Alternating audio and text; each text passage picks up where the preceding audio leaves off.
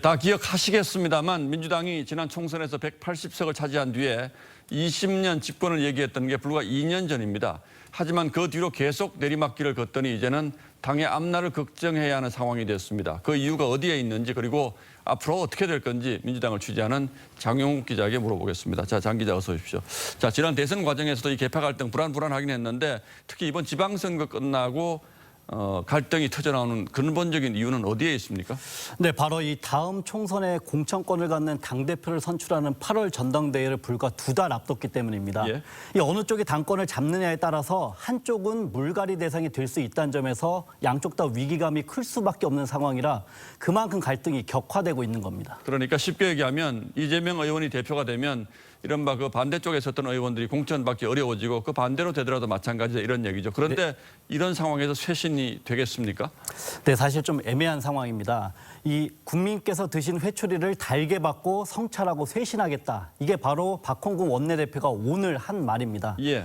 그런데 작년 재보선과 올해 대선 패배 후에 했던 발언과도 크게 다르지가 않습니다. 한번 들어보겠습니다. 이번 선거 결과에 책임을 지고 전원 사퇴합니다. 당 내부의 공정과 정의를 바로 세우겠습니다. 국민 여러분의 뜻 그것을 겸허히 받아들이고 우리가 반성과 성찰의 결과로 비대위원회를 구성하기로 했다.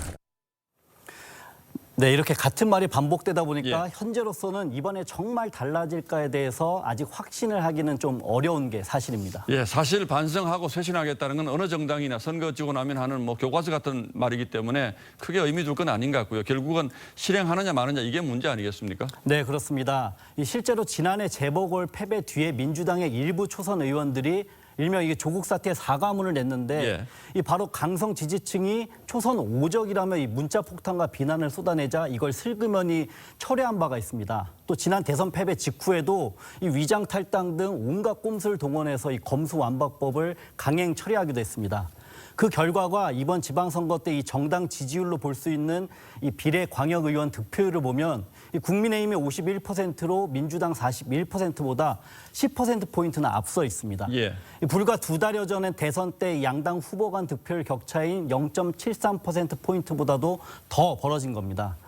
이런 상황임에도 이 당내 이 강성 초선 모임인 철험의 멤버 김용민 의원은 이번 지방선거 패배에 대해서 이 개혁이 부족해서 졌다 이런 취지의 글을 올렸고 또 이 이수진 의원 역시도 언론개혁 또 검찰개혁 등을 제대로 하지 못한 탓이라고 하고 있습니다. 예, 장 기자 막 얘기했듯이 민주당이 180석을 차지하면서 강성 초선 의원들의 목소리가 너무 커졌다 이런 비판들이 적지 않더군요. 조금 전 말한 분들 다 철험회라는 그 모임 소속들이죠. 네, 그렇습니다. 예. 그래서 실제로 이 당 내에서는 민주당의 진짜 문제는 이 국민 눈높이에 벗어나서 이 강경 지지층의 일명 스피커 역할만 하고 있는 이 상당수의 초선 의원이란 말까지 나오고 있습니다. 근데 이 과거에 자유한국당 역시도 탄핵 이후에 이른바 이 태극기 부대와 결별을 제대로 하지 못했고 예. 그 결과가 지난 총선까지 전국 단위 선거에서 내리 4연패 늪에 빠졌던 적이 있습니다. 그렇기 때문에 민주당도 이른바 이 조국 수호 세력이나 또 이 개딸이라고 불리는 강성 지지층에 계속 휘둘리는 한 어떤 누가 당권을 잡더라도 달라지긴 어려울 거라는 지적이 그래서 나오고 있는 겁니다. 예, 뭐 초선 용태론, 초선이 용태하는 건 말이 안 되는데 초선 용태론이라는 코미디 같은 말도 나오더군요. 예, 장용욱 기자 잘 들었습니다.